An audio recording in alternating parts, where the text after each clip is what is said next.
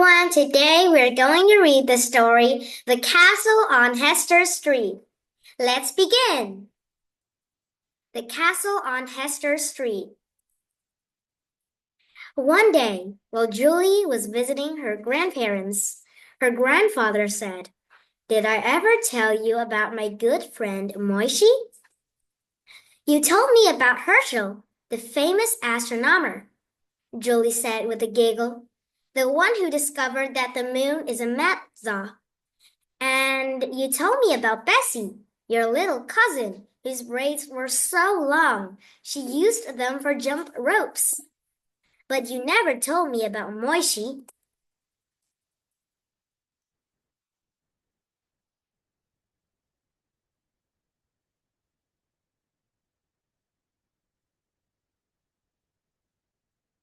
"Moishi the goat was from my village in Russia," Julie's grandfather said. "He pulled the wagon I rode in when I came to America. Not only could Moishi leap across oceans the way others jump over puddles, but he also could sing. We started singing the moment we left Russia. 9,992 miles to go. 9,092 miles. After we pass that small patch of snow, we'll have 9,091 miles to go." Julie was about to join in when her grandmother said, "So, what are you telling that child?" "A true story, just the way I remember it, Rose dear," Julie's grandfather said. "Moishi's wagon was solid gold. It shone like a shooting star when we flew over the ocean." "That's a story, all right, but it's not true," Julie's grandmother said. "Grandpa came on a boat, like I did. It was terrible. Hundreds of families were crowded together. Babies were crying. Bundles were piled over. The boat rocked so much I thought we would drown. But in Russia, life for Jews was very hard. We couldn't live or work where we wanted. Sometimes we were attacked just because we were Jews. We had to leave Russia any way we could."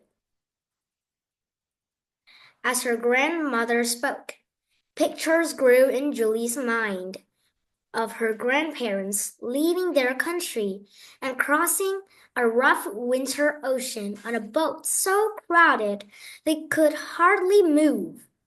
"Grandpa, is that how you really came?" Julie asked, looking sad. "Yes, it was," Julie's grandfather said. He too looked sad, until he added, "But what a welcome I got when I arrived. President Theodore Roosevelt rode his horse through a blizzard of ticker tape to greet me. 'Hello, Sol,' he said. 'Mighty glad you could come.'" "Don't listen to another word," Julie's grandmother said. "Grandpa's brother Morris met him. The boat docked first at Ellis Island. We sat for hours and waited to be inspected. Not everyone who came could stay. If you were sick, you had to go back. I was so afraid they would find something wrong with me, but thank God I passed every test." "Hooray!" Julie shouted. "Thank you, dear," Julie's grandmother said. She gave her a kiss and said, "I have something to show you." And she went to the closet. Julie's grandfather leaned closer and whispered to Julie, "Everyone who came there was given a castle. Mine was on Hester Street. It was so tall the pigeons couldn't fly all the way up to the roof. I had to carry them there." Julie's grandmother came back to the sofa, carrying a box. Did Grandpa tell you about the horrible little room he shared with Louie, the cigar maker, and Herman, the tailor? She asked as she sat down. In those days, people had to take in boarders to help pay the rent. Life was hard. Grandpa had a pushcart. He sold buttons 14 hours a day, 6 days a week. The only rest he got was on Sabbath. Poor Grandpa, Julie said, and she patted his hand. Julie's grandfather was quiet for a moment. Then he said, "But what buttons I had! Buttons carved from diamonds, emeralds, and rubies. Buttons as big as saucers. Buttons as big as plates. Buttons you could use as sleds in snow." Julie's grandmother sighed loudly. Grandpa sold small buttons, small enough to fit through buttonholes. "I'll show you," she said as she opened the box. The box was filled with photographs. Julie's grandmother took out an old photograph in a cardboard frame. In it, Julie's grandfather stood next to his pushcart, which was full of little buttons. "Grandpa looks so strong," Julie said, feeling proud. Julie's grandfather found a photograph of a young girl and showed it to Julie. "This is a picture of your grandmother," he said. "She was very famous in those days." Everyone spoke of Mr. Whitkin's beautiful daughter, Rose, who stayed home all day, nibbling chocolates. Her 5 big brothers had a watch so that nobody stole her away. "I worked 6 days a week in a factory then, sewing dresses. But I was very pretty," Julie's grandmother said, smoothing her hair.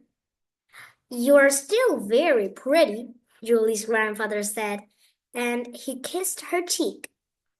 "In Russia, your grandmother sued for royalty. She made stitches so small they couldn't be seen.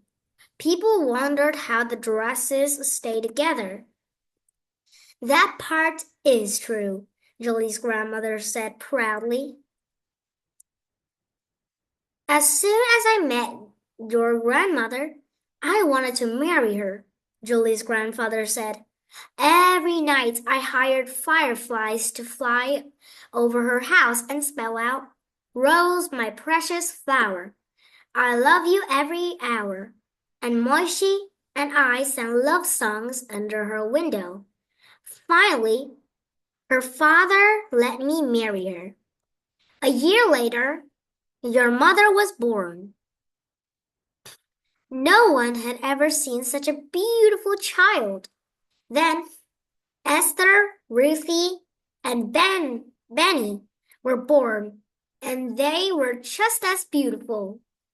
I made them tiny jeweled crowns, and they rode through the streets in hand-carved golden baby carriages.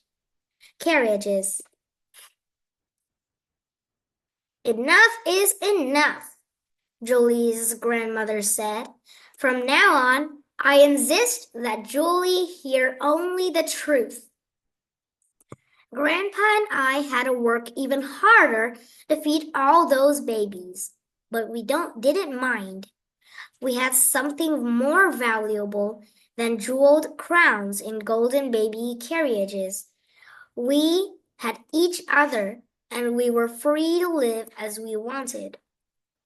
"That's the truth, Rose dear," Julie's grandfather said. "And from now on, that's all that will pass through my lips."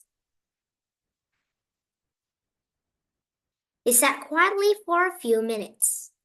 Then Julie's grandfather smiled and whispered to Julie, "Did I ever tell you about the time Moishi, the goat, and I sang for President Wilson?" Bye-bye!